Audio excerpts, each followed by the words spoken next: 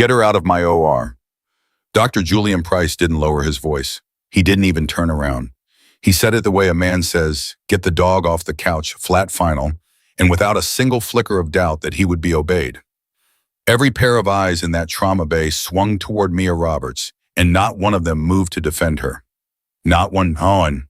She was standing there with her gloves already on, already reading the monitor, already 2 steps ahead of every person in that room, and he dismissed her like she was furniture. He was tired of looking at. If you've ever watched someone be erased in public, you know exactly what that moment felt like. Stay with me till the end of this story, subscribe to the channel, and drop your city in the comments. I want to see how far this one travels. Mia Roberts had learned a long time ago that the loudest rooms weren't always the most dangerous ones. In Afghanistan, the dangerous rooms were quiet. They were the ones where the dust had just settled, and the ringing in your ears was the only sound left, and you had maybe 90 seconds to figure out who was still breathing and what you were going to do about it. Those rooms taught her something that no medical school lecture ever could. They taught her that panic was a luxury and hesitation was a death sentence, and that the only thing standing between a man and the ground was whoever happened to be close enough and trained enough to act. St. Catherine's Hospital in Chicago was not quiet. It was never quiet. The third-floor trauma unit ran at a low constant roar monitors, beeping call buttons, chiming carts, rattling down linoleum halls at 2 in the morning. Mia had learned to move inside that noise the way she once moved inside the noise of a forward operating base. She found the rhythm of it, tucked herself into it, and worked. She had been at St. Catherine's for 14 months. In that time, she had restarted 3 hearts, identified 2 misdiagnoses that would have killed the patients before morning, and once quietly, without telling anyone, talked a 19-year-old down from the window ledge of the 4th-floor stairwell when he'd wandered away from psychiatric intake. She had never written any of it up. She had never asked for recognition. She showed up, she did the work, and she went home to her apartment on Kedzie Avenue and sat in the dark for a while before she could sleep. The other nurses knew she was good. They felt it the way you feel a current in water. You couldn't always name it, but you didn't swim against it either. They came to her when the new residents were floundering. They came to her when a vein wouldn't cooperate or a patient was coding faster than the chart made sense. Mia always had an answer, and the answer was always right, and somehow that made certain people in the building very uncomfortable. Dr. Julian Price was chief of surgery at St. Catherine's, and he was the kind of man who had spent his entire career being told he was exceptional. He was not entirely wrong. He was a skilled surgeon, technically precise, with a reputation that extended well past the Chicago Metro. He had appeared in 2 medical journals and 1 profile piece in a magazine that got left in waiting rooms. He wore his credentials the way some men wore expensive watches, not to tell time, but to make sure you noticed. What Dr. Price did not do was listen to nurses. Not in any real way. He listened the way a man listens, when he's already composed his reply with his eyes slightly above you and his weight already shifting toward the door. He would nod. He would say, noted. And then he would do exactly what he had already decided to do before you open your mouth. Mia had tested that wall exactly twice in her first 3 months. Both times she had been right. Both times he had course-corrected without acknowledging that she was the reason. She stopped testing after that. She kept her head down, she did her job, and she cataloged everything she noticed about the way the trauma unit ran, the gaps, the blind spots, the 3 or 4 moments every week where something almost went wrong and didn't, only because someone got lucky. She was in the middle of a late shift when everything changed. It started the way it usually started, not with thunder, with paperwork.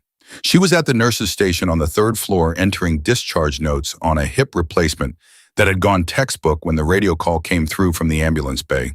She heard it the way she always heard incoming, not with her ears first, but with something lower in her body, some old reflex that snapped upright before her brain had even processed the words.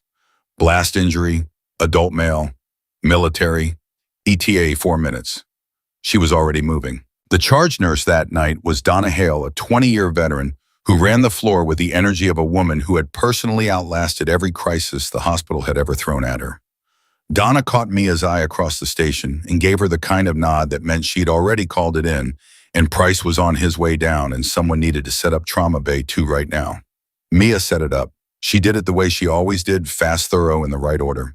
She ran the checklist in her head without looking at the paper version because she'd run it so many times the paper was redundant.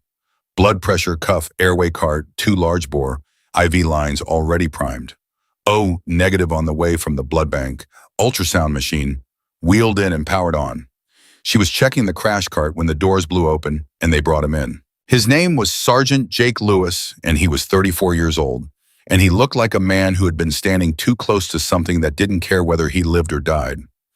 He was on a backboard secured at the chest and hips, an Army field medic riding the gurney with him, and still pressing a trauma dressing to his left flank with both hands. The medic's uniform was dark with blood that was not his own. Fragmentation from a close range, the medic said, talking fast. No wasted words, the clipped cadence of someone trained to give reports under conditions that did not allow for complete sentences.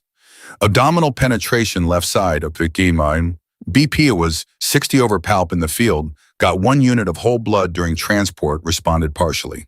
GCS 15 on scene dropped to 12 in the bird, back to 14 now. He's been in and out. Mia listened. She watched Jake's face, his color, the way he was breathing, short and careful, like a man who had learned that deeper breaths cost something he wasn't sure he could afford. She watched his hands. His right hand was gripping the side rail of the gurney, not tight, just resting there, but the knuckles were white. She looked at the monitor they'd brought him in on. She looked at the field medic's dressing and where exactly he was pressing, and the angle of his arm. And something moved in her stomach. Something old and specific and very cold. She had seen this before. Not in a hospital. In a tent in Kandahar province with the generators running on borrowed fuel and 4 men on litters, and one of them presenting exactly like this. The blood pressure that didn't quite respond, the flank tenderness, the breathing pattern that looked like pain management but was actually compensation. She had seen what happened when you missed it. She was not going to miss it. Dr. Price. She said it as he came through the doors, already gloved, already reading the paramedic handoff sheet, already in the specific mode of focused efficiency that she genuinely respected even when she found him insufferable. I want to flag something before we get into the primary survey. He didn't stop moving. Go ahead. His pressure response is partial. He got a unit of whole blood in transport and only came up about 15 points systolic. With the mechanism and the flank presentation, I'm thinking we need to rule out aortic involvement before we... The mechanism is fragmentation injury, Price said. He was at the bedside now, lifting the dressing just enough to look, and he did it with the quick, competent efficiency that had made his reputation. Left flank lacked probable splenic involvement. We'll get a fast exam and go from there. I know, Mia said. I'm just saying that in blast injuries with this pressure pattern, the abdominal aorta can... Nurse Roberts. He said it without looking up. The tone was the tone of a man who was managing competing priorities and had just decided that she was one he could set aside. I'm aware of the anatomy. Let's stay focused. She stayed focused. She did what she was there to do. She hung blood, managed the lines, called out vitals. As the resident called for them, kept herself in position and kept herself useful and kept watching the monitor with the particular quality of attention that had nothing to do with the numbers on the screen and everything to do with the pattern they were making. Jake Lewis looked at her once during those first minutes. His eyes were open, tracking, more present than a man with that blood pressure had any right to be. She had seen that before too, the hyper-alertness of soldiers who had learned that losing consciousness meant losing everything, who ran on adrenaline and training, and some iron refusal to check out that no pharmacology could fully explain. His eyes found her face and held it for a second. She gave him the smallest nod she had, the one that meant, I see you, I'm here. Stay with me. He closed his eyes. His lips moved. She couldn't hear what he said. The fast exam came back with free fluid in the abdomen. Price called it for the spleen, which was the right call for the most likely scenario, and the resident was already on the phone with the OR to book the room. Standard of care, correct procedure, the kind of decision that would have been right 92% of the time. Mia was watching the other 8%. She watched Jake's pressure. It had come up slightly with the second unit of blood gone to 88 systolic, and then slowly over the next 4 minutes in a pattern she would have missed if she hadn't been watching for it. Specifically, it began to drift back down. Not dramatically, not the kind of crash that set off alarms, just a slow, patient, relentless slide. She checked his heart rate. It had been elevated since he came in, which was expected. But the rate was now climbing in a way that didn't match the volume he'd received. His body was compensating for something bigger than a splenic lack. His pressure's trending down again, she said. She kept her voice level. She made it informational, not confrontational. 84 systolic. We have the OR booked, the resident said, not to her. I know, I'm tracking a pattern. She looked at Price, who was reviewing the ultrasound images on the portable screen. Dr. Price, his pressure drop is out of proportion to the splenic finding. With the mechanism, the blast proximity, the left flank entry point, I want to ask if we can do a quick aortic view before we move him. Price lowered the ultrasound probe. He looked at her, not with anger that was later. Right now, he looked at her with the particular patience of a man who had spent a career being interrupted by people who were less informed than they believed themselves to be. The aortic injury presentation in this context would be more dramatic, he said. His pressure is low because he's bleeding from the spleen. We have the OR. Let's not add time to this. Blast physics don't always, Nurse Roberts. His voice dropped half a register. We have this. Thank you. She stopped talking. She did not stop watching. They moved Jake to the corridor for transport to the OR, and Mia walked the gurney because that was her assignment, and she was not going to leave his side. She had her hand on the IV pole, and she was watching the transport monitor, and she was running the math in her head the way she had once run it in a tent in Kandahar, time, volume, pressure, rate of change margin. The margin was shrinking. They were 30 feet from the elevator when Jake's pressure dropped to 62 systolic, and his heart rate spiked to 140, and the monitor alarm went off with the particular insistence of a machine that has run out of polite suggestions. He's crashing. The resident's voice cracked slightly on the last word. Price was there in 2 steps, hand on Jake's wrist, eyes on the monitor, running his own calculation. Mia watched him do it.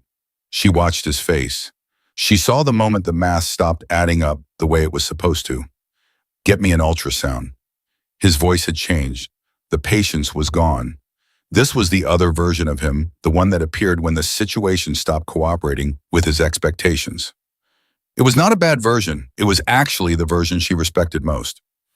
Now, the portable machine was still in the corridor. She had it positioned and the probe in his hand in 14 seconds. She had been counting. Price ran the probe himself, moving her fast, looking at the upper abdomen, the midline, and she watched his jaw tighten and then go very still. There. His voice had gone quiet in the specific way that meant something had just rearranged itself in his understanding. There's your aorta. She looked at the screen. The image was grainy and imperfect, but it was clear enough. The vessel wall was not intact. There was the shadow of a hematoma around it, and the color Doppler, when he activated it, showed the thing she had been afraid of since the moment they wheeled Jake through the doors. Rupture, she said. She didn't say I told you. She didn't have to. We can't make the OR nent, Price said. He was thinking out loud now, which meant the hierarchy had collapsed under the pressure of the crisis into something more functional. He'll arrest before we get there. He looked at the monitor. He looked at Jake. Options.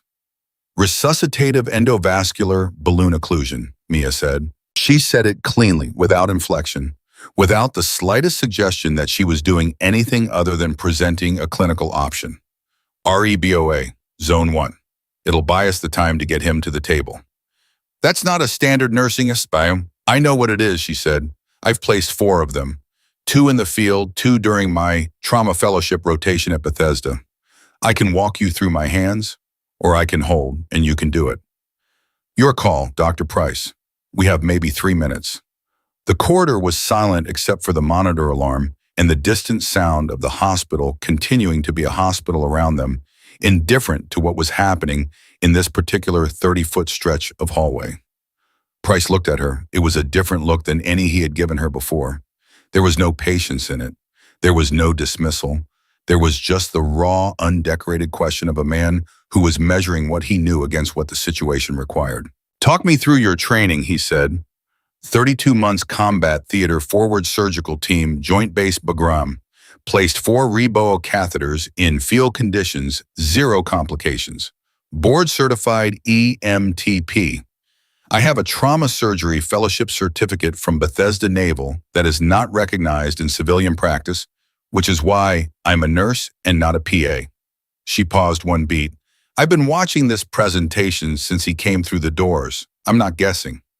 Something shifted in Price's face. Not dramatically, not the kind of thing anyone else in the corridor would have caught. But she saw it. Walk me through placement, he said. Common femoral access right groin, 8 French sheath, balloon to zone 1 just below the diaphragm. Inflate until pressure responds, then we run for the OR. Do you have the kit? She had already sent the runner for it. It was coming down the hall behind them right now. A second-year resident she'd whispered to 40 seconds ago when she'd seen the pressure start to drop. A request she'd made quietly and precisely and without making a scene, because making scenes was not how you kept people alive. Yes, she said. Price took a breath, the kind of breath that was also a decision. Glove up, he said. She was already gloved. What happened next was not heroic in the way movies make things heroic. It was not operatic. It was not slow. It was the way real medical competence looks, fast and quiet and absolute, two as people working inside a shared understanding with no wasted motion and no wasted words. The kind of collaboration that doesn't have time to be graceful, because grace is a luxury that belongs to procedures that aren't racing a clock. Mia worked. Price worked beside her. The resident held retraction and called vitals. Donna Hale appeared from somewhere and did what Donna Hale always did. She made the space around the crisis functional, pushing back the gathering cluster of onlookers, calling the OR to say they were coming with a patient in a different condition than anticipated, managing the logistics that made everything else possible. The balloon went in, the catheter advanced. The pressure on the monitor climbed slowly at first, then with the conviction of a body remembering that it had been trying to do this all along and had simply needed someone to give it the chance. Jake Lewis's systolic pressure came back to 94. The monitor alarm quieted. Nobody cheered. This was not a cheering moment. This was the moment when every person in that corridor understood exactly how close they had just come to a very different outcome. And the understanding sat in the chest like something cold and heavy that you did not try to put into words. Mia stepped back. She stripped one glove and checked Jake's hand, squeezed it just briefly, in the way she had squeezed hands in tents and field hospitals when the immediate crisis had passed, and there was one single second before the next thing required her. Jake opened his eyes. His color was still wrong, but his eyes were tracking. He looked at her face. Something moved in his expression, not recognition, not yet. He was too far inside the shock and the blood loss for anything that complicated. But there was something there, something specific, like a man who had seen a particular quality of attention before and couldn't quite place where.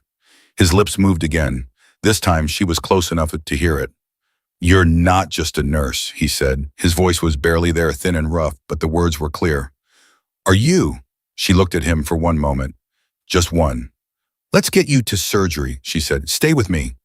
They moved him down the hall at a run, and Mia ran with them and Doctor. Julian Price ran ahead to scrub in, and the hospital absorbed the crisis the way hospitals do, by folding it into the ongoing motion of everything else, the beeping and the rolling carts, and the low roar that never stopped.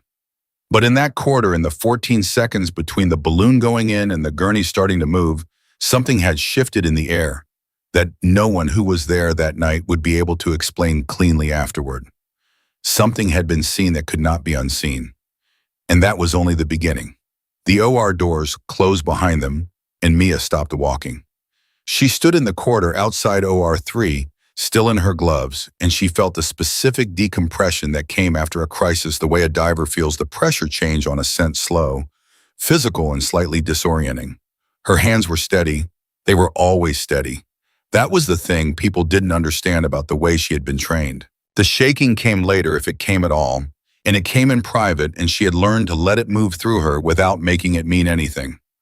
Donna Hale appeared at her elbow with a cup of coffee that was too hot to drink and handed it over anyway, which was Donna's way of saying she had watched what just happened, and she didn't have the words for it yet. You want to tell me, Donna said, and then stopped and started again. Where did you learn to do that? Mia wrapped both hands around the cup. Bagram, she said. Donna was quiet for a moment. You never told anyone. Nobody asked. That was true, and they both knew it, and neither of them pushed on it further, because the thing about St. Catherine's, The thing about most civilian hospitals was that nobody asked nurses where they came from.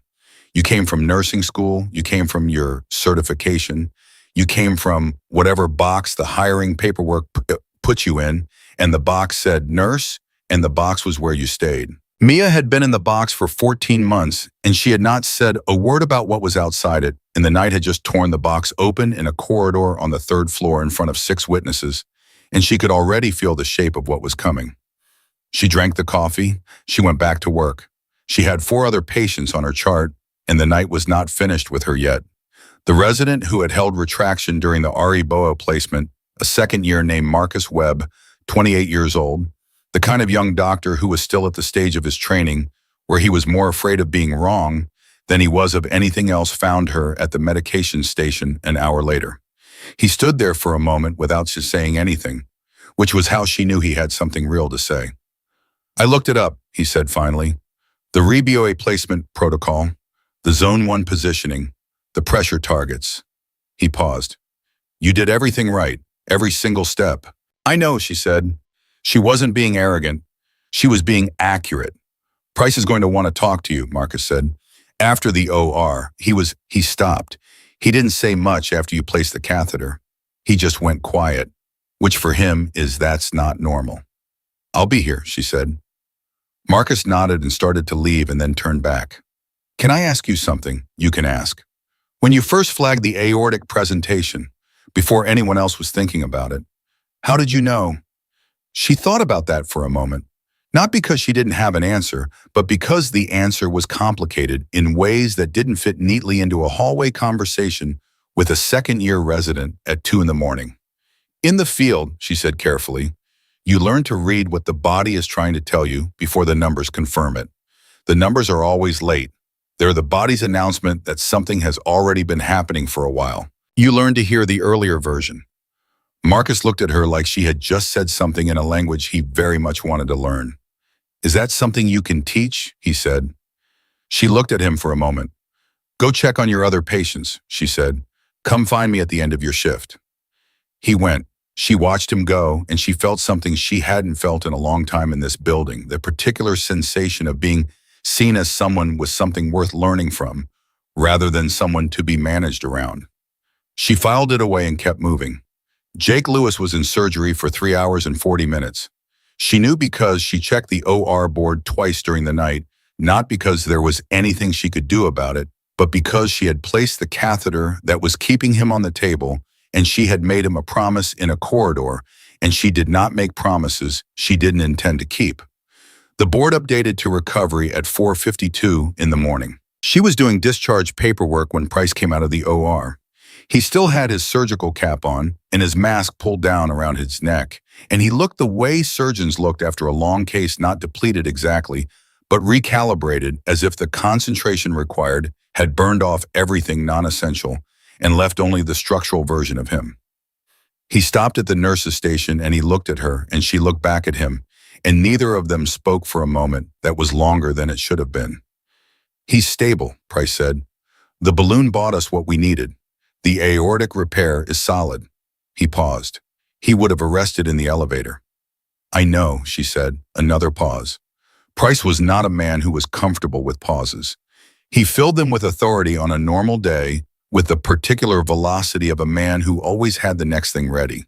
Right now, he didn't have the next thing ready, and she could see him working to find it. "Your RBOA placement was technically correct," he said. "Zone 1 positioning, appropriate balloon inflation, pressure response within expected parameters."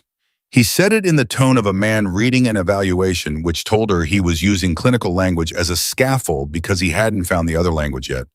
"Where did you train?" "Forward Surgical Team, Bagram Air Base, 2 rotations, 32 months total. And the fellowship, Bethesda Naval, Trauma Surgery, 18 months. It's not recognized in civilian practice." She said that last part without bitterness, just as a fact, the way you state the terms of a situation you have made your peace with, even if you haven't entirely made your peace with it. Price was quiet. He took off his surgical cap and held it in both hands and looked at it for a moment. "Why are you a nurse?" he said, and it came out differently than he probably intended, less like a professional question and more like a genuine one. Because it's what the paperwork allows me to be, she said. And because nursing is not a lesser thing, Dr. Price, it is the thing that was actually there at 4 in the morning when your patient needed it. She didn't raise her voice. She didn't lean into it. She said it the way she said everything, level direct, and with the full weight of a person who had been in rooms where the difference between a nurse and a surgeon was irrelevant, because the only thing that mattered was who had the skill and the nerve to act. Price looked at her for a long moment. No, he said, it isn't a lesser thing. And then before she could decide what to do with that, he turned and walked toward his office. She watched him go. She turned back to her paperwork. Donna appeared beside her again, this time without coffee. Did he just... Don't, Mia said. I'm just saying. I know what you're saying. Mia kept her eyes on the screen. It's 4 in the morning and I have 3 discharges before 6, and I would like to finish the night without making it into something it isn't yet. Donna made a sound that was not quite agreement and not quite disagreement and went back to her station, which was the closest thing to tactful restraint that Donna was capable of at that hour. Mia finished the paperwork. She did her discharges. She checked on a post-op appendectomy in room 14, who had spiked a fever and needed a culture and a call to the on-call attending. She did all of it with the same focused competence she brought to every shift, and she did not think about Jake Lewis in the recovery room, or about Price and his 2 long pauses, or about Marcus Webb and his questions, or about the Reboa catheter, and the thing that had broken open simply by being necessary. She thought about those things at 6:15 in the morning in the parking garage, sitting in her car for 7 minutes before she could make herself drive home. She thought about a tent in Kandahar. She thought about a soldier who had looked exactly like Jake Lewis in the specific way that men look when their bodies are running on the last reserves. And she thought about what she had done in that tent and who she had been in that tent and how far she had traveled since then, while still somehow ending up in the same exact moment. She drove home. She sat in her apartment. She did not sleep. At 9:45 in the morning, her phone rang. It was a number she didn't recognize. She almost didn't answer. Roberts, she said. Ms. Roberts, a woman's voice professional measured. This is Karen Chu, Administrative Director at St. Catherine's. I'm calling because Dr. Price has requested a meeting with you and hospital administration at 2 o'clock this afternoon. Are you available? Mia's first thought was not what you might expect. It was not anxiety. It was not the fear that she had overstepped and was about to be told to step back inside the box and stay there. Her first thought was clinical, the way her first thoughts usually were. She ran the variables. She categorized the likely outcomes. She placed them in order of probability. I'll be there, she said. She arrived at 2 o'clock in a clean set of clothes with her personnel file and her certifications in a folder because she had not survived 32 months in a combat theater by showing up to difficult conversations unprepared. The conference room on the 5th floor had 4 people in it: Karen Chu, the hospital's chief medical officer, Dr. Howard Bennett, a woman she didn't recognize who turned out to be from the hospital's legal and credentialing department, and Price. Price was sitting at the far end of the table, and he looked like a man who had slept 3 hours and spent the other hours thinking. He looked, she thought, slightly different than he had looked yesterday. Not softer exactly, more dimensional. Bennett opened. He was a 60-year-old man with the professional warmth of someone who had learned to make uncomfortable conversations feel like collaborative problem-solving. He thanked her for her actions the previous night. He described Jake Lewis's condition as stable and the surgical outcome as excellent. He used words like extraordinary and initiative, and then he cleared his throat and said the word protocol. We want to make sure we understand the full picture, he said. The procedure you assisted with last night falls outside the standard scope of a registered nurse's practice in the state of Illinois. We're not here to make that a punitive conversation. We're here because we need to understand your training and your decision-making in order to know how to move forward. Forward in which direction, Mia said. Bennett glanced at Price. Price leaned forward. There's a mechanism, Price said, for credentialing recognition. For practitioners with advanced training from military or federal medical contexts that doesn't map cleanly onto civilian licensing structures. It's not a simple process, but it exists. He paused. I've already spoken to Dr. Bennett about initiating a formal review. The room was very quiet. Mia looked at Price. She looked at him the way she had looked at the corridor monitor the night before, Not with feeling, not yet, but with total attention measuring the data against the pattern. You're initiating that on whose behalf, she said. The patient's, Price said, and the hospital's. And he stopped. He picked up his pen and set it down again. Yours, if you want it. The credentialing woman began explaining the process, which involved a review board and a documentation submission in a timeline of approximately 4 to 6 months.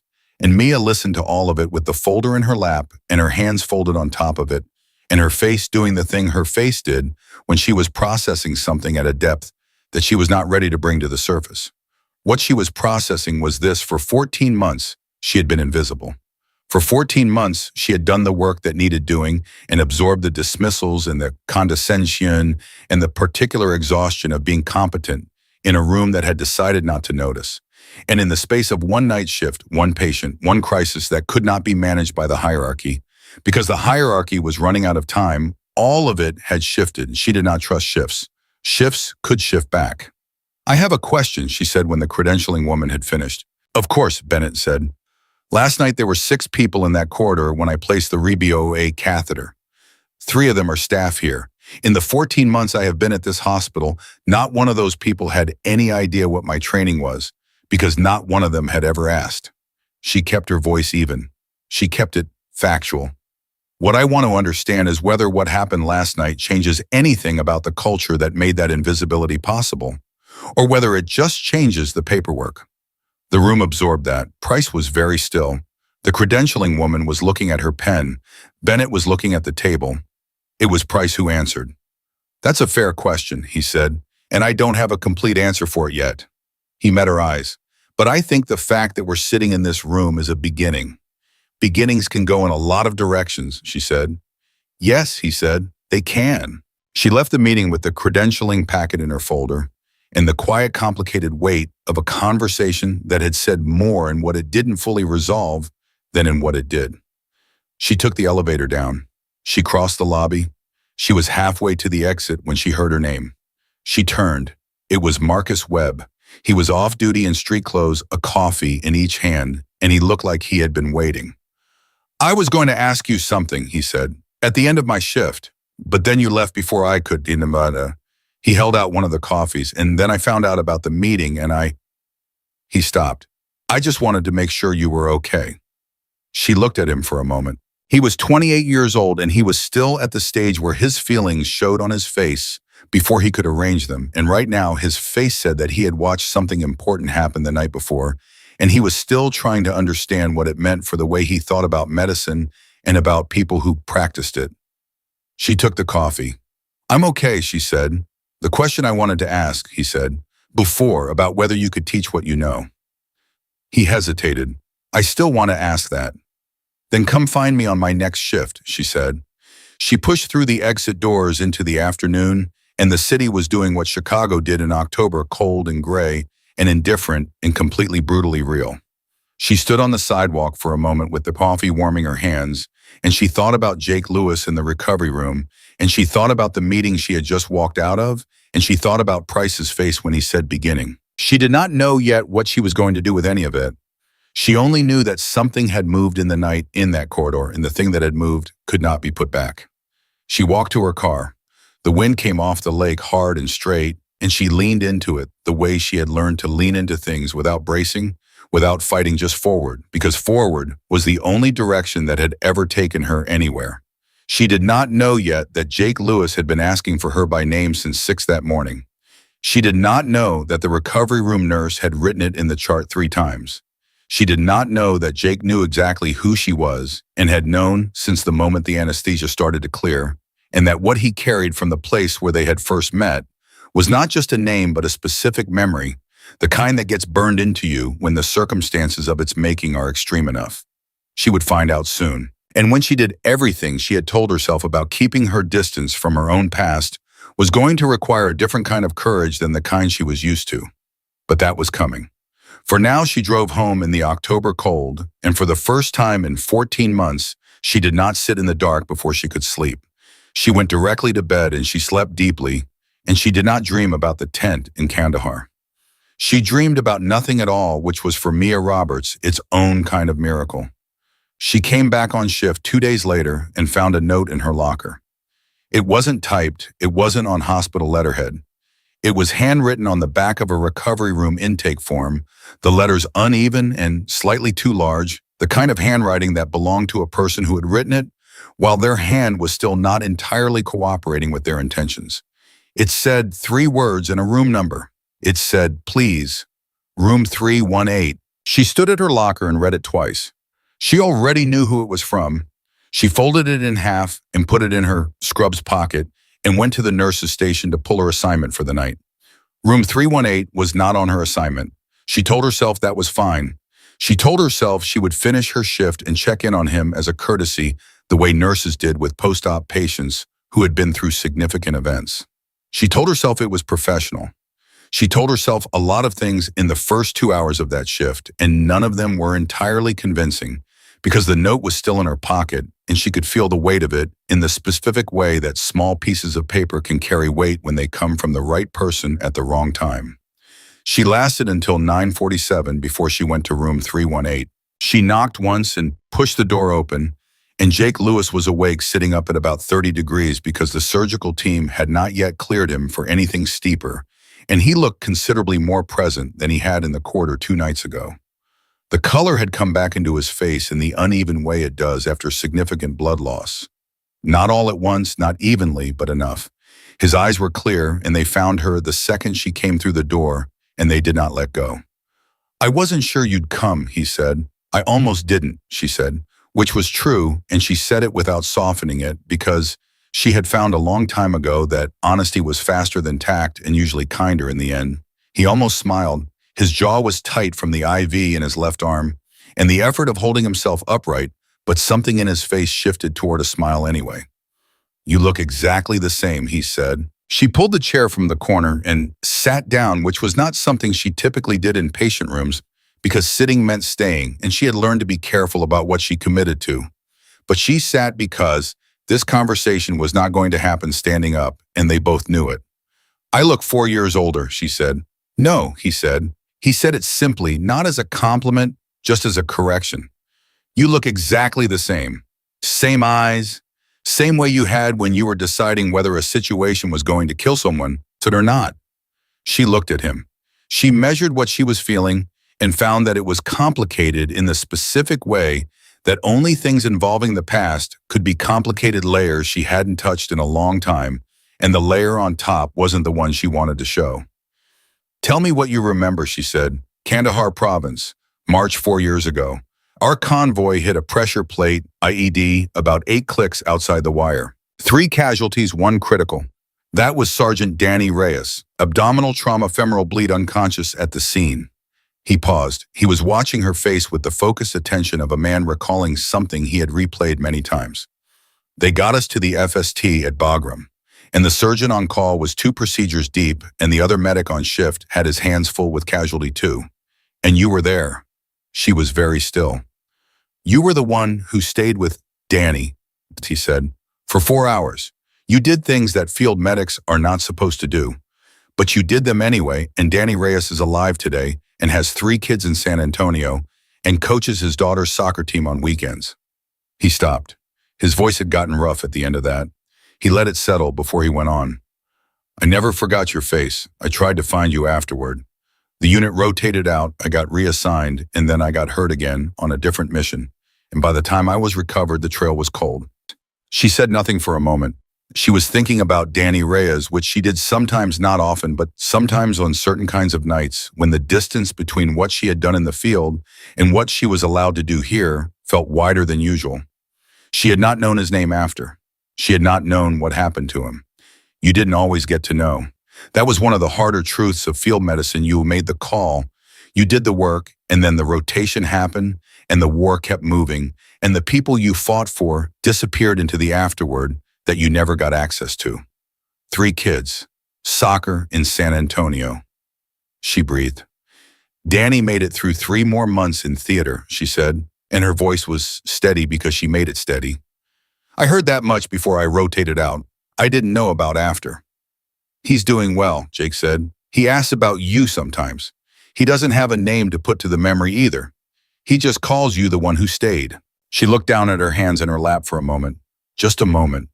Why are you telling me this now? She said. Because you're here, Jake said. Because I've been trying to close this loop for 4 years and somehow the loop closed itself. And because he stopped. He shifted against the bed and she could see the cost of it in the lines around his eyes, the careful way he managed the discomfort. Because I heard what you did in the corridor 2 nights ago. The nurses talk. Marcus Webb came by this morning and talked for 20 minutes about you. And what I heard is that you did the exact same thing here that you did in that tent in Kandahar. You saw what everyone else missed, and you acted before anyone else was ready to act, and you refused to let the situation win. I did my job, she said. No, he said, and his voice had the particular firmness of a man who had thought about the right word for a long time. You did something bigger than your job. You keep doing something bigger than your job and calling it your job because that's how you've learned to carry it. But I was there once before Mia. I know what that looks like from the other side. She had not told him her name. He had gotten it from the nurses, from Marcus, from the network of information that moved through a hospital like water through a building, quietly and visibly finding every crack. She should have felt exposed. She should have felt the reflexive pull toward distance that she always felt when someone got too close to the center of what she actually was. Instead, she felt something she hadn't felt in a long time, which was the unsettling, bone-deep relief of being fully known by someone who was not afraid of what they found. She did not say any of that. What she said was, "How's your pain level?" Jake laughed. It cost him, and he pressed his hand to his side, and the laugh turned into something that was half exhale and half grimace. But it was a real laugh, the kind that comes from genuine amusement rather than performance. 8, he said, but I've had worse. I know you have, she said. She stood up and checked his IV site out of habit, the clinical reflex that was also a way of giving her hands something to do. You need to sleep. Your body is trying to repair a major vascular repair, and you're spending your energy on emotional conversations. Are you coming back? He said. She looked at him. He asked it directly without the armor of humor, without the deflection, just the question sitting there between them with nowhere to hide. I'm on shift tomorrow night, she said. Room 318 is not on my assignment. That's not what I asked. She was quiet for 3 seconds. Yes, she said. I'm coming back. She left. She went back to her assignment. She did her job with the same precision and the same focus she always brought, and she did not let herself think too much about what she had just said or why she had said it or what it meant that she had meant it without hesitation. Donna found her at the medication cart 20 minutes later. Donna had the expression of a woman who had recently obtained information she was finding it very difficult not to comment on. You were in 318 for 11 minutes, Donna said. I'm aware of how long I was in 318. He asked the night nurse about you 6 times yesterday. Donna, I'm just providing data. I don't need the data, Mia said. I was present for the original events. Donna leaned against the cart. You want to know what I think? I genuinely don't. I think, Donna said, pressing forward with the cheerful disregard for stated preferences that had made her both the best and most exhausting person to work with on a night shift. That something is happening here that is bigger than either of you is willing to call what it is yet. And I think that is fine.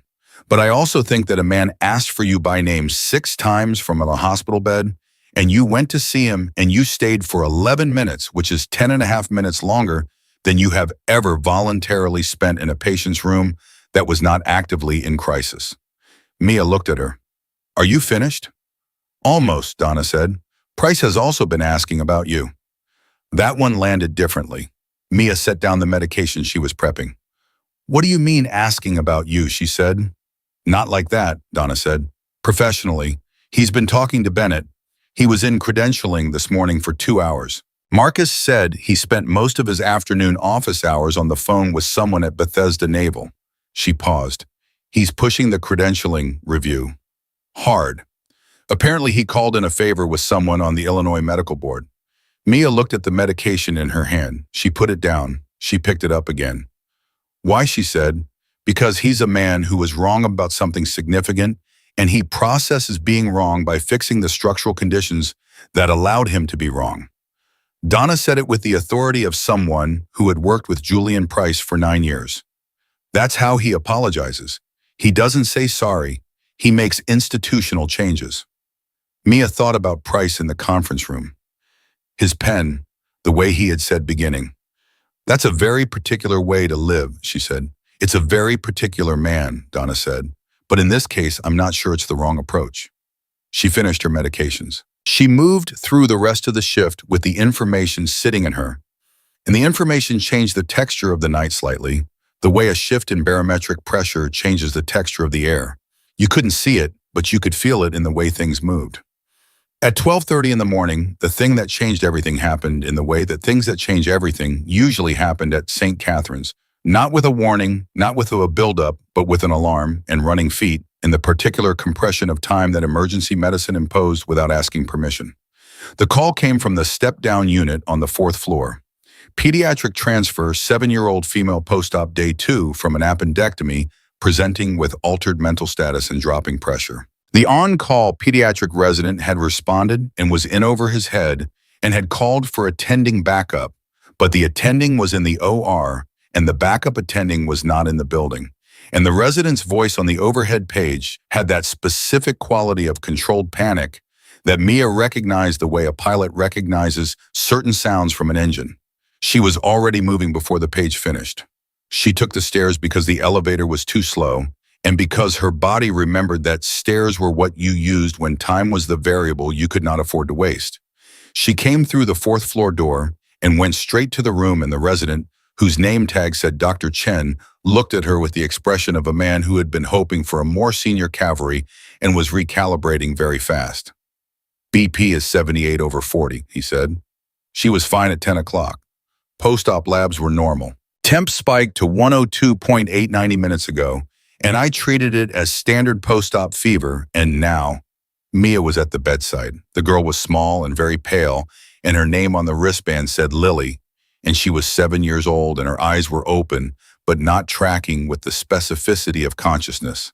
Her breathing was shallow and fast. How long was the appendectomy? Mia said. About 4 hours. It was complicated, perforated on entry peritoneal wash. Post-op day 2 perforated appendix peritoneal contamination fever spike, rapid pressure drop in altered status, Mia said. She was thinking out loud, and she was also telling him the diagnosis because there was no time to let him arrive at it himself. This is septic shock, abdominal source probably residual contamination. She looked at Chen. Do you have 2 large bore IVs in? 1, he said. Get the second one in now. I need a liter of normal saline running wide open in the next 60 seconds. Call the OR and tell them you have a pediatric septic shock presentation, possible return to surgery. Call Dr. Price, not the backup. Price specifically. Tell him it's pediatric, tell him it's post-op. Lily. She checked the wristband again. Lily Navarro, and tell him the presentation. Price is off tonight, Chen said, even as he was moving, because young doctors said things like that when they were stressed, not because they thought it was going to change anything. Call him anyway, Mia said. Chen called. Mia worked. She got the second IV in 40 seconds, which was fast, which was the kind of fast that came from having done it intense with dust in the air and people yelling, which recalibrated your definition of difficult conditions. She had the fluids running and the sepsis protocol initiated, and Lily's pressure had come up 4 points by the time Chen got Price on the phone. She could hear Price's voice from across the room. She could not hear the words, but she could hear the register, the shift from whatever he had been doing at midnight to the specific full presence frequency that he used when something was actually serious. Chen held the phone out to her. He wants to talk to you, Chen said. She took the phone. It's Roberts. Post-op day 2 perforated appendix. She was peritoneal washed, but I think there's a retained collection. Fever, rapid pressure drop, altered status. She's responding minimally to the fluid bolus. I think she needs imaging and probably a return to the OR. A pause on the other end, short. The kind of pause that was not hesitation, but recalculation. Sepsis protocol initiated, Price said. It was not a question. 12 minutes ago. BP is up to 82. Not enough. Get a CT abdomen and pelvis with contrast. I'm on my way in. She's 7, Dr. Price. She's going to be frightened by the scanner. Another pause, softer this time. Tell her the machine makes us sound like a washing machine, he said. Tell her to count the beeps. Kids that age can count. It gives them something to do with the fear. He paused once more, and it was the kind of pause that had something unexpected at the end of it. It's what my daughter's surgeon told her. It works. He hung up. Mia looked at the phone for a second. Then she went to Lily Navarro's side and she leaned down to the level of a 7-year-old's face and she said, "Hey Lily, we're going to take some pictures of your tummy. The machine is going to make a sound like a washing machine. I want you to count the beeps for me. Can you do that?" Lily looked at her eyes focused just slightly with the effort of a small person deciding to hold on to something offered to them. "How many beeps?" she whispered. "As many as you can count," Mia said. "I'll be right outside the whole time." She was. The CT took 9 minutes. The radiologist had the preliminary read in 4 minutes after that, which meant someone had communicated urgency correctly up the chain, which meant Chen had done at least one thing right. The read showed what Mia had suspected, a small, loculated fluid collection in the right lower quadrant, residual contamination, early abscess formation. Exactly the kind of thing that could be missed on post-op day 1 and announce itself violently on post-op day 2. Price arrived 22 minutes after the phone call. He came in fast and went straight to the images and looked at them in silence for 40 seconds, and then turned to Mia with the expression he now wore specifically when he was about to say something he would have been incapable of saying 2 weeks ago. "Good catch," he said. She nodded once. Not modest, not dismissive. Just an acknowledgement that passed between two people who had found improbably and through a series of events that neither had sought a functional working language. "She needs drainage," he said. "IR can probably do it percutaneous if the collection is accessible. Let me call them." "I already paged IR," she said. "They're reviewing the images now." He looked at her. He did the thing he had started doing recently, the slight tilt of assessment, like a man recalibrating something internal. "Of course you did," he said, and walked past her to call interventional radiology. Chen was standing 6 feet away watching this exchange with the transparent fascination of a young doctor watching two people who had clearly arrived at something he was going to spend the rest of his residency trying to understand. "Is it always like this on nights with her?" he asked Donna, who had materialized with the same apparitional efficiency she always demonstrated in moments of high drama. "No," Donna said. "It used to be quieter, but I think this is better." Lily Navarro went to interventional radiology at 1:50 in the morning, with a drain placed by 2 o'clock and her pressure stabilizing by 2:30 and her fever breaking by 3.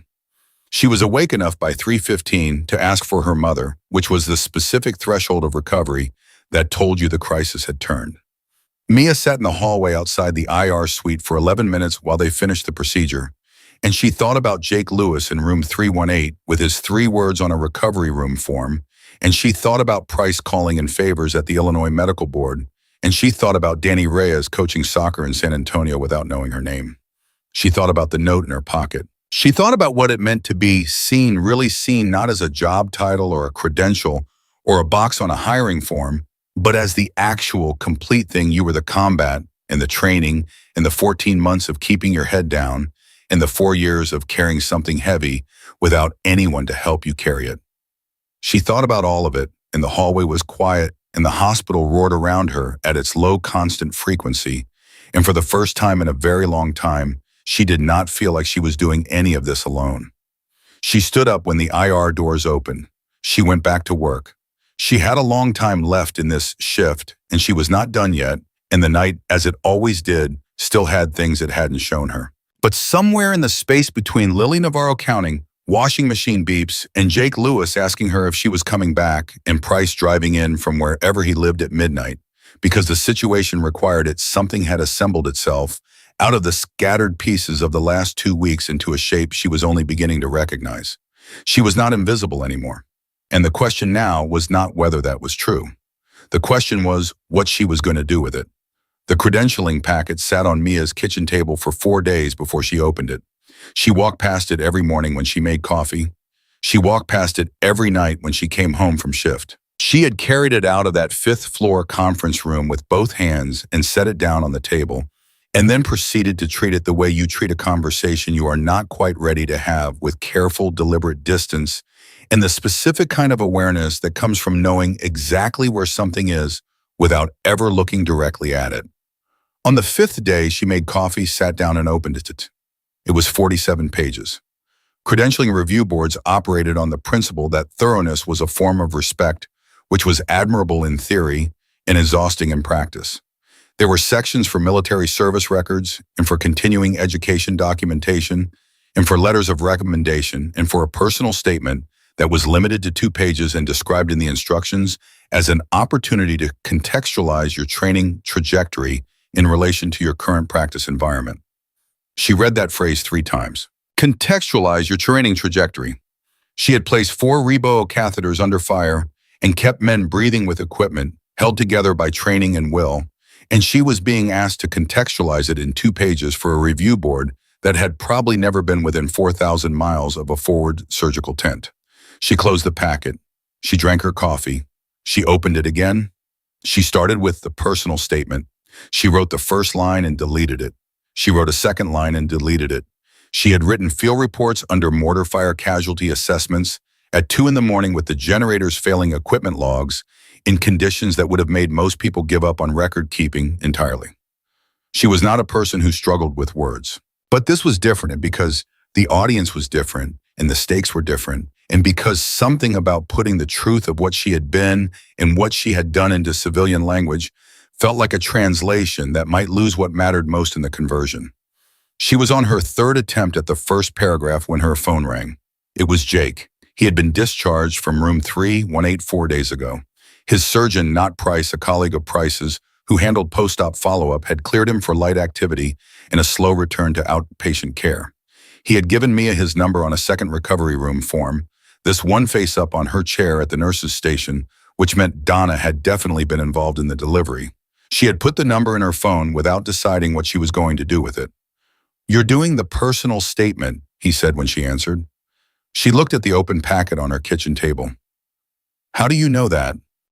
"Because it's your day off and you answered on the second ring, and your voice has the sound of someone who has been arguing with themselves for a while."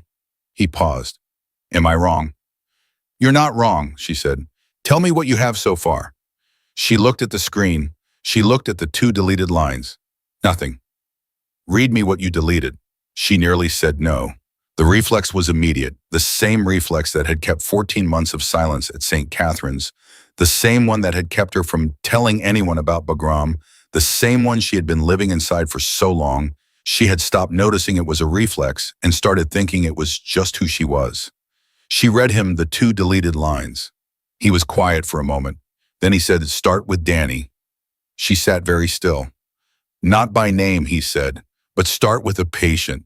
Start with a specific person in a specific moment, because that's where everything you know came from. The review board doesn't need your trajectory. They need to understand what you're made of. Those are different documents." She looked at the blank space below her deleted lines.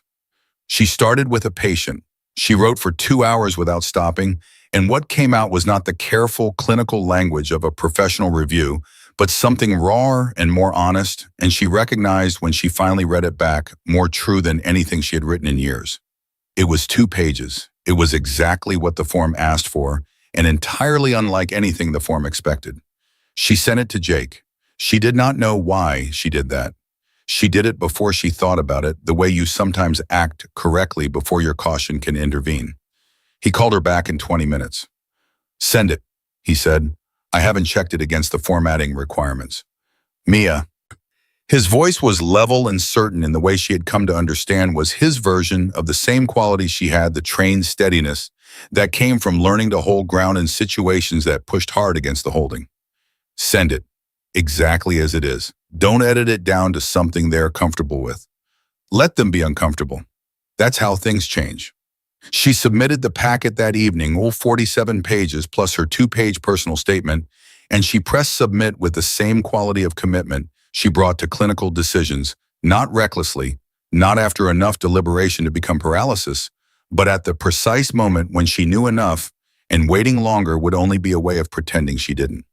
Then she went to sleep, and this time she did not dream about the tent in Kandahar. She dreamed about Danny Race's 3 kids whose faces she had never seen, and in the dream they were at a soccer field in San Antonio. And the sun was doing what Texas sun does in the fall, which was shining hard and gold and completely without apology. She woke up and went back to work. The shift that followed was one of the longest she could remember, not because of the volume of patients which was standard, and not because of any single crisis, but because of what was accumulating around her in the hospital, the invisible weight of things changing. She could feel it in the way people looked at her in the halls, not the old look which was through her or around her or at the task she was currently performing. The new look was at her, specifically at her, and it came from people she had not previously exchanged more than clinical information with. Marcus Webb had been leaving her questions in writing, not formally, not through any channel that required documentation. He left them the way people left notes in a building where they passed each other constantly, but rarely slowed down on the supply cart outside Trauma Bay, two tucked into the edge of the whiteboard at the nurse's station, once folded under her coffee cup in the break room. The questions were clinical, good ones. The kind that told her he was reading between the cases and trying to understand the underlying principles, rather than just the surface protocols. She answered each one in writing in the same locations, and their exchange had developed the rhythm of a conversation that was happening entirely in the negative space between shifts. Dr. Chen had started shadowing her on overlapping hours. He was transparent about it in the way that young doctors who have been genuinely shaken by something are transparent. He showed up where she was working, asked if he was in the way, and when she said no and kept working, he watched with a quality of attention that told her he was not just observing technique, but trying to understand the thinking behind it. She had not been asked to mentor anyone. No one had given her the title or the authority or the formal context for it.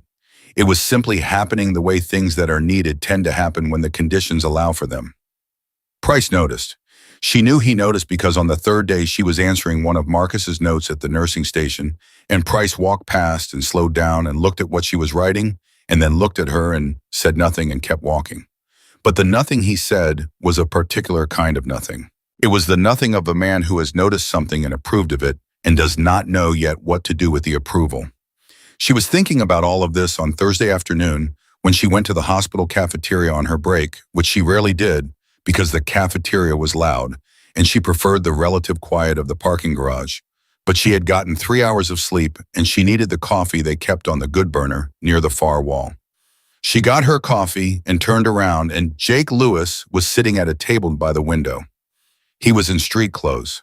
He was not supposed to be in the hospital. He had been discharged to outpatient follow-up, which was at a clinic 3 miles away and did not involve any reason to be at St. Catherine's on a Thursday afternoon. He had a paper cup in front of him, and he was reading something on his phone, and he looked up when she turned around with the specific timing of a person who had been watching the room. "Your follow-up is at Northwestern Outpatient," she said. "I know where my follow-up is," he said. "Sit down." She looked at the coffee in her hand. She looked at the table. She sat down. "You submitted the packet," he said. "How do you know that?" "Because Price told me." She set the coffee down. "Price told you." "Price called me." Jake watched her face process this. Yesterday afternoon, he introduced himself very formally, said he was Dr. Julian Price, Chief of Surgery at St. Catherine's, and then he said he was calling because he had a credentialing review in progress for a member of his staff, and he wanted to include a statement from a patient who had direct experience of that staff member's capability in a high acuity situation, and he thought I was uniquely positioned to provide one. Mia was very still. "He gave me the board's contact information," Jake said. "He told me the submission deadline was next Friday. He told me exactly what the board was looking for and how long the statement should be and which aspects of the incident were most relevant to highlight from a patient outcome perspective." He paused. He was thorough. "That sounds like him," she said. "I wrote the statement last night," Jake said. "I want you to know that. Whatever happens with the review, I want you to know that I wrote it. Not because Price asked me to, because it was true and it needed to be said, and because the only reason that man in San Antonio is coaching soccer right now is you, and the only reason I'm sitting here in a hospital cafeteria giving you trouble is also you, and some things deserve to be said on the record." She looked at her coffee. She did not look at him because looking at him right now required a kind of openness she was still building toward, and she was not ready to rush it. You didn't have to do that, she said. I know. Jake. Mia. She looked up. He was watching her with the steady, unhurried attention of a man who had learned patience the hard way, not the patience of someone who was waiting for something, but the patience of someone who understood that some things couldn't be moved faster than they were ready to move, and that trying was how you broke them. What are you doing here? She said, not unkindly, as an actual question. I'm getting coffee, he said, and I'm seeing you, because the only contact I've had with you for the last week has been over the phone and by recovery room form, and I think we've both earned an actual conversation at an actual table. She picked up her coffee. She held it with both hands the way she always held hot things. How are you feeling? She said. Better, he said. 60%. They say 90 by 6 weeks if I'm careful. He made a face. I'm not good at careful. I know, she said. How do you know? Because you're here on a Thursday afternoon instead of resting at your follow-up facility.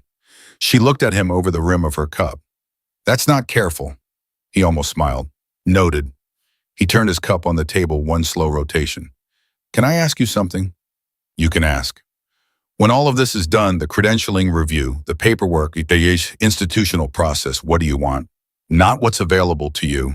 What do you actually want? She thought about the personal statement she had written. She thought about Marcus Webb's questions on the supply card. She thought about Chen's face when she talked about reading a body before the numbers confirmed it.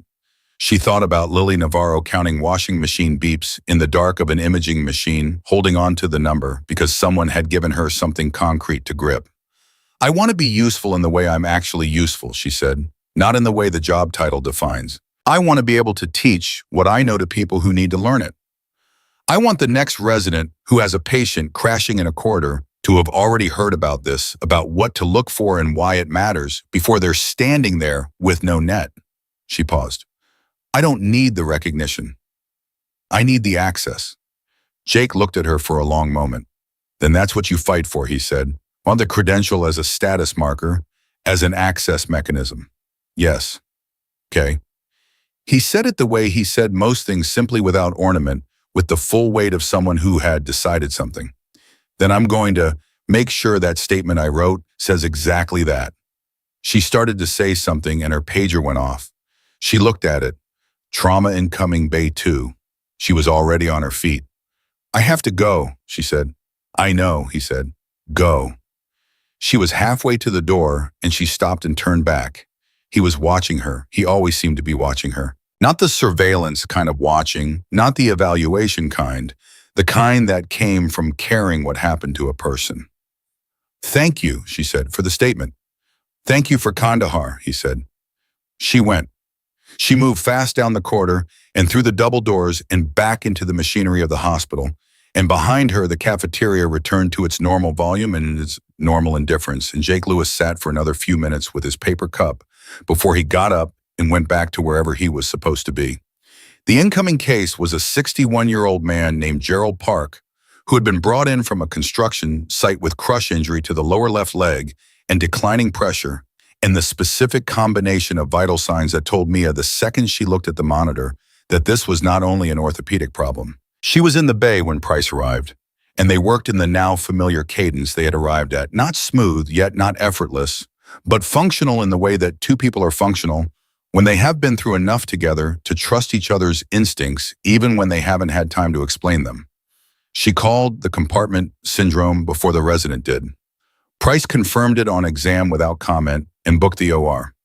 In the 10 minutes between Gerald Park's arrival and his departure to surgery, she fielded a question from Marcus Webb about fluid resuscitation sequencing in crush injury, gave Chen a 30-second explanation of why compartment syndrome could present with normal-appearing skin and why that made it dangerous to the untrained eye, and talked Gerald Park's wife through what was happening in the kind of plain, direct language that left no room for the imagination to generate scenarios worse than the truth. She did all of it simultaneously without losing track of any of it, the way she had done things simultaneously intense with worse conditions and higher stakes.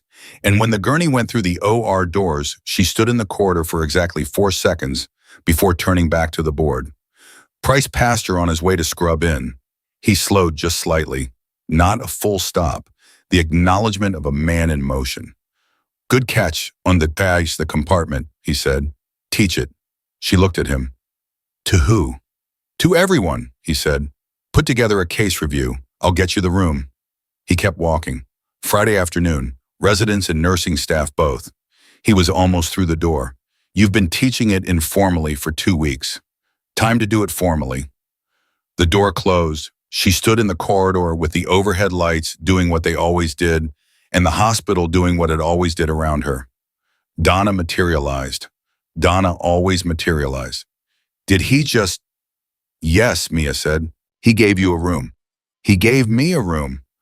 Donna made a sound that was deeply satisfied in the way of a woman who had been watching a slow-developing situation and had just watched it develop. I've been here 9 years, she said. I have never seen him do that. I know, Mia said. What are you going to do? Mia looked at the OR door. She looked at the board. She looked at the corridor where 2 weeks ago she had placed a catheter in a man's femoral artery in 90 seconds while a hospital decided in real time whether to trust her.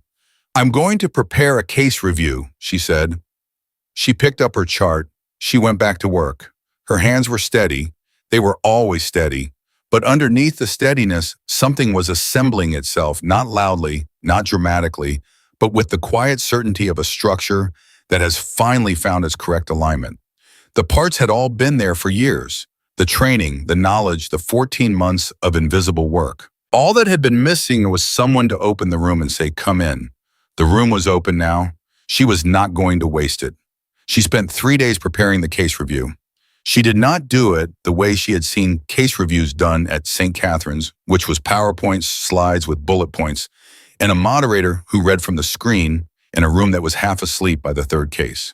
She did it the way she had learned to debrief in the field, starting with the moment things went wrong, not the moment they got fixed, because the wrong moment was where the learning lived. She built it around 3 cases, Jake Lewis in the corridor, Lily Navarro on the 4th floor, and Gerald Park's compartment syndrome. 3 different presentations, 3 different failure points where the standard protocol had been either too slow or looking in the wrong direction.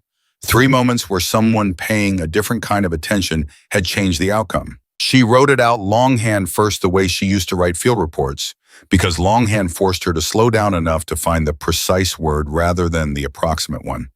She sat at her kitchen table with the credentialing packet still in the corner of her vision, and she wrote until she had something she believed in. Marcus Webb texted her the night before. He said, I heard about Friday. Half the residents are planning to show up.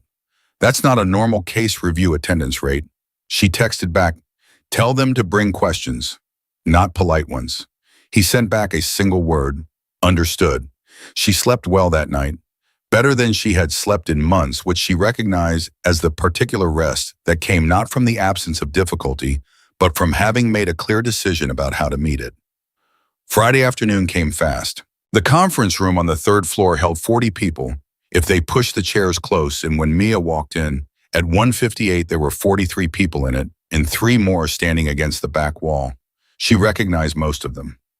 Residents from 3 different departments, nurses from nights, days in the step-down unit, 2 attending physicians she had never spoken to directly. Chen was in the front row with a notebook open and a pen already moving.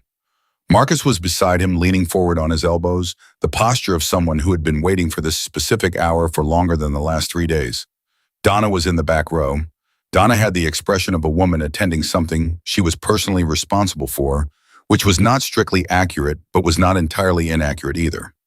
Price was not in the room. She set her notes on the table and looked at the room and let the room settle into quiet on its own without calling for it, because rooms settle when the person at the front is comfortable enough to wait for them.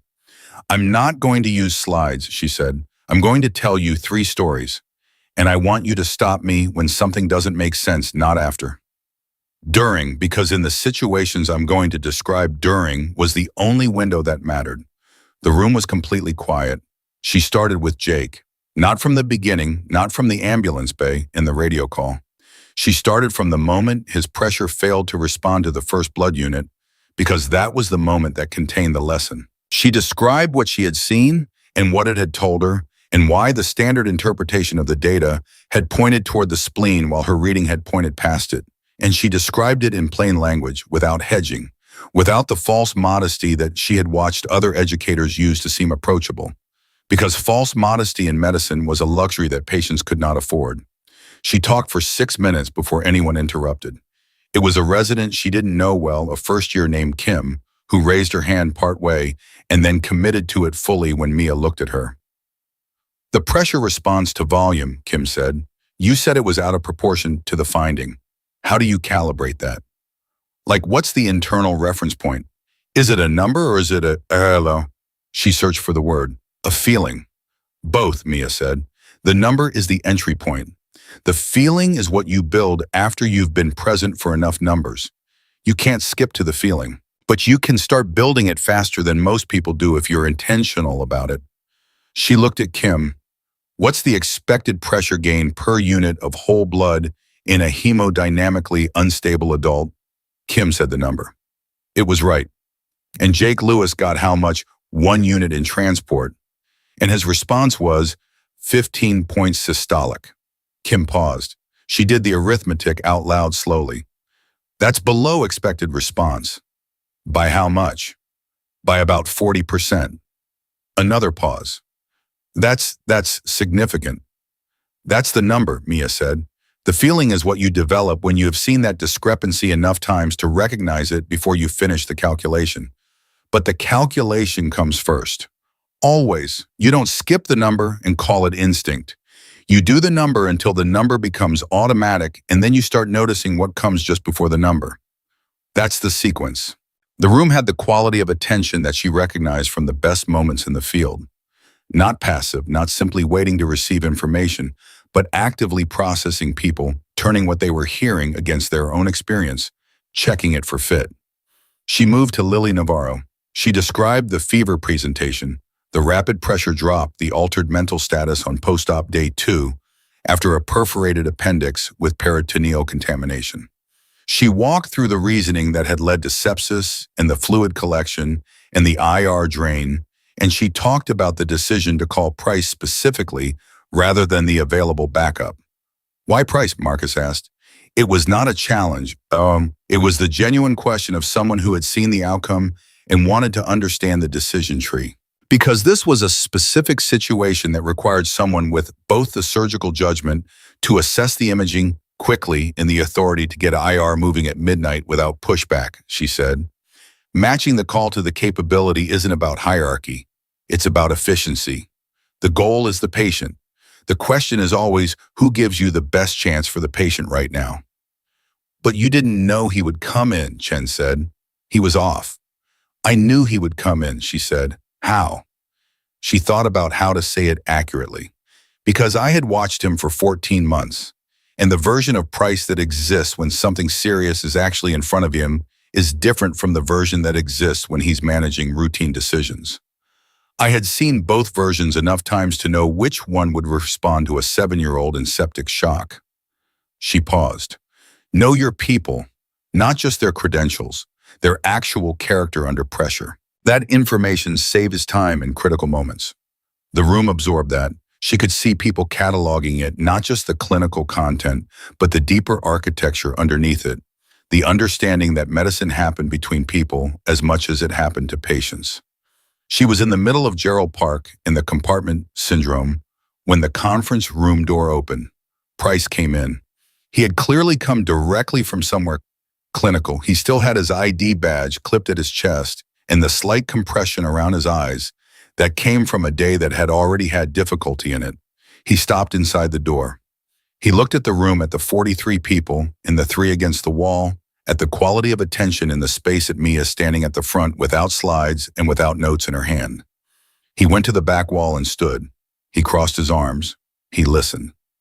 She finished the Gerald Park case. She talked about compartment syndrome's deceptive presentation, about the danger of normal-appearing, skin-masking elevated compartment pressure, about the specific constellation of findings that should trigger immediate surgical consultation without waiting for the pressure measurement to confirm what the clinical picture was already telling you. She was wrapping the 3rd case when she made the decision to say the things she had not planned to say. I want to add something, she said, outside the clinical content. She looked at the room. I have been at this hospital for 14 months.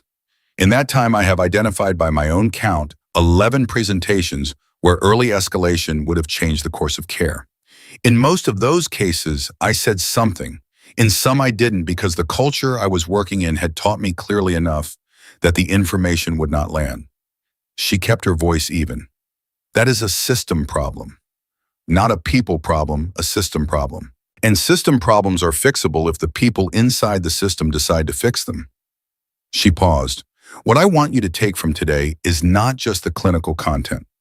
I want you to take the principle that the person who sees the thing most clearly is not always the person with the most credentials in the room.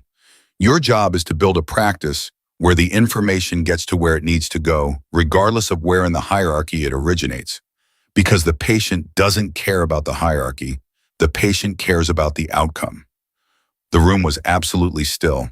Then Chen started clapping. It was a single person starting, and then Marcus, and then Kim, and then it was the room, which was not something that happened at case reviews at St. Catherine's, had probably never happened at a case review at St. Catherine's, and Mia stood at the front of it with her hands at her sides and felt the particular complicated weight of being exactly where she was supposed to be for the first time in 14 months. She looked toward the back of the room. Price was not clapping. He was standing with his arms still crossed, and his expression was the kind that had moved well past any register she could easily name. He looked like a man who had walked into a room thinking he understood the situation and had arrived at something considerably larger than he expected. He met her eyes across the 43 people between them. He gave her a single nod. She nodded back. The room cleared slowly the way rooms clear after something that people are not entirely ready to stop being inside of. People came to her with questions they hadn't asked during, and she answered them briefly, specifically, without wrapping the answers in more than they needed. Chen shook her hand with both of his, which was the kind of gesture that 28-year-olds made when they were feeling something they hadn't learned the adult language for yet, and she received it without deflecting it the way she might have 3 weeks ago. Marcus was the last one to leave. He stood in the doorway, and he had the look he always had when he was about to say something that mattered to him. I want to do this every month, he said. I want you to keep doing this, formally, with a room and a schedule, and the residents required to attend. Talk to Price, she said. He's already outside, Marcus said, and he's waiting for you.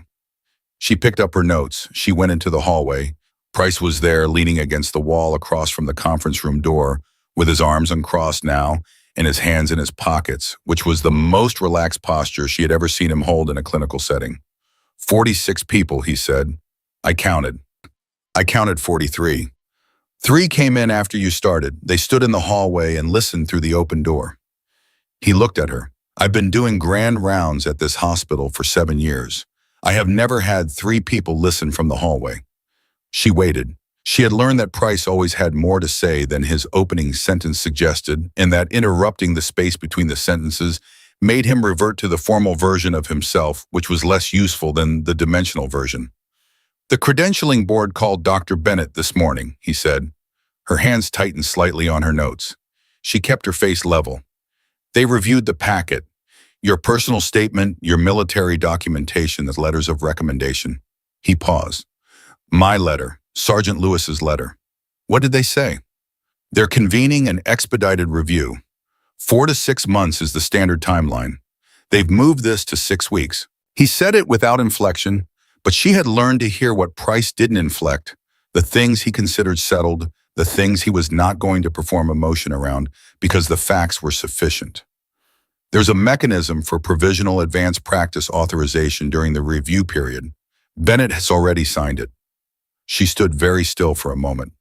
That means, she said carefully, that pending the formal outcome, that you can operate at the level your training qualifies you for, Price said, under supervision for the first 30 days. After that, the board will have enough data to make the full determination.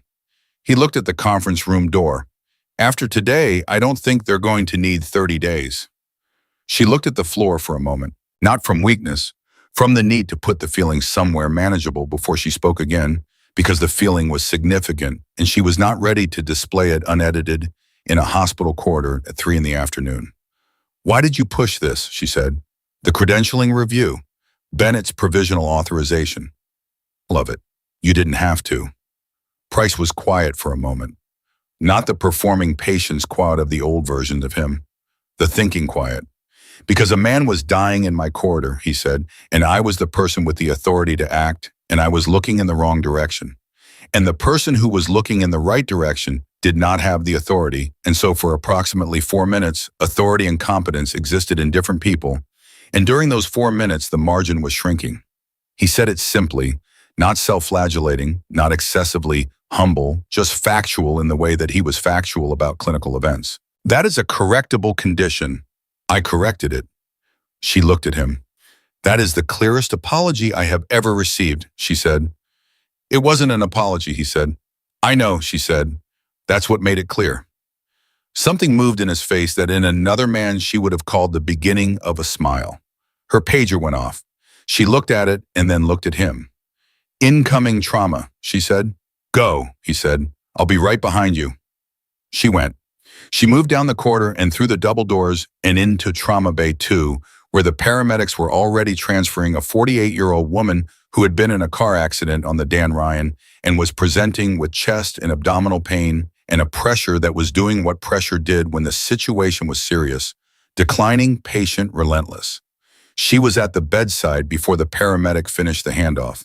She had the lines in before the monitor was fully calibrated. She called out her assessment in the same clean cadence she had used in tents with the generators failing and people yelling, and when Price came through the door 30 seconds behind her, he stepped into the space she had already organized, and they moved together the way they had been moving together for the last 3 weeks. Not like people who had always worked this way, but like people who had decided through the accumulated evidence of specific difficult moments that this was how they were going to work and had committed to it without requiring ceremony. The patient's name was Carol Reese. She was 48 years old, and she had been driving home from her sister's house when the car hit her from behind at 60 miles an hour, and she was frightened in the specific way that people who are hurt and uncertain are frightened, not hysterical, but very alone inside the fear. Mia talked to her while she worked. She did this always the habit from the field where talking to a patient was not a courtesy, but a clinical tool. It told you their mental status. It managed their adrenaline. It gave them something to hold on to while their body was doing something they couldn't control. I'm Mia, she said. I'm going to stay with you. Can you tell me where the pain is strongest? My chest, Carol said. Her voice was thin, but her eyes were tracking. And my stomach. Is it bad? We're figuring that out right now, Mia said. Your job is to stay with me and keep talking. What's your sister's name? Diane, Carol said, confused by the question. Does Diane live on the north side or the south side? North, Evanston. Good neighborhood, Mia said. She was checking the monitor, checking the IV flow, watching the rhythm of Carol's breathing. What does Diane do? She teaches 4th grade. Hard job, Mia said. Good one. She looked at Price. She gave him the specific look that they had developed over weeks of working through crises together. The look that meant, here is what I see, and here is what I think it means, and tell me if you see it differently. Price looked at the monitor. He looked at Carol's abdomen. He gave the look back that meant I see it too and I'm moving. He called the OR. He called it while he was still examining, which was not his standard protocol, and which told Carol Reese, if she had been in any condition to interpret it, that the man treating her had stopped managing his own performance and was simply doing what the situation required. Carol Reese went to the OR 40 minutes later. She came out 3 hours after that with a repaired splenic laceration and a chest tube and the specific exhausted stability of a person who had been through something serious and had, by virtue of the people who happened to be in the room, come out the other side. Mia was finishing her charting at the nurse's station at 8:47 that night when her phone buzzed. Jake. She looked at the message. It said board came through. Saw the letter they sent Bennett. Wanted you to hear it from me first. She called him. What did it say? She said. It said, he started and she could hear him smile through the phone, the specific quality of a man who was happy about something and was not trying to hide it.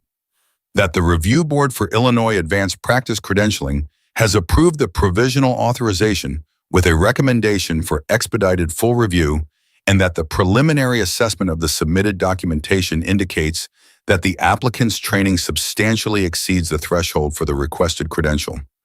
She said nothing for a moment. "Mia, I'm here," she said. It also said, Jake said, and his voice changed slightly.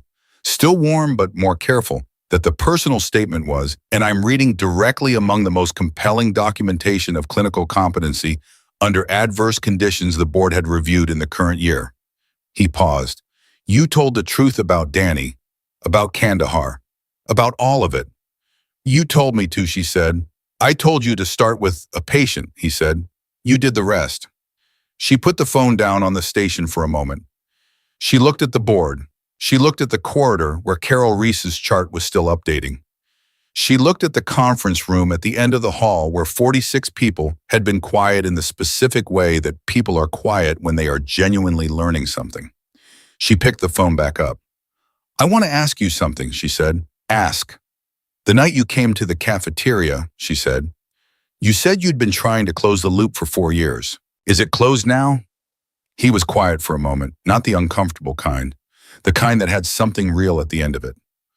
"The part about Danny is closed," he said. "The part about you is he stopped." She could feel him choosing the right word with the same care she brought to clinical decisions. "The part about you is something I would like to keep open, if that's all right with you." She looked at the monitor on the station.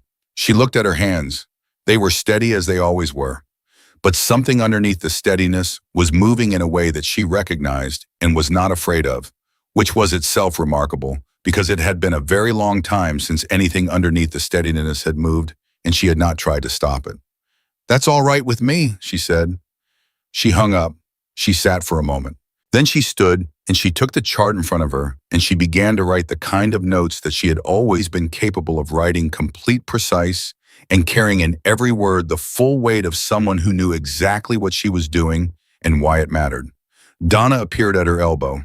Donna with no coffee this time, with no commentary forming visibly behind her eyes, just the quiet companionship of a woman who had been paying attention for 9 years and had watched something she had hoped for actually happen. "How are you?" Donna said. Mia looked at the board. She looked at the hallway. She thought about Jake's voice on the phone and Price in the corridor with his hands in his pockets, and Lily Navarro counting washing machine beeps, and Danny Reyes with his 3 kids in San Antonio, who did not know her name, but were alive because of her hands. "I'm exactly where I'm supposed to be," she said, and for the first time in 14 months, every single part of her believed it.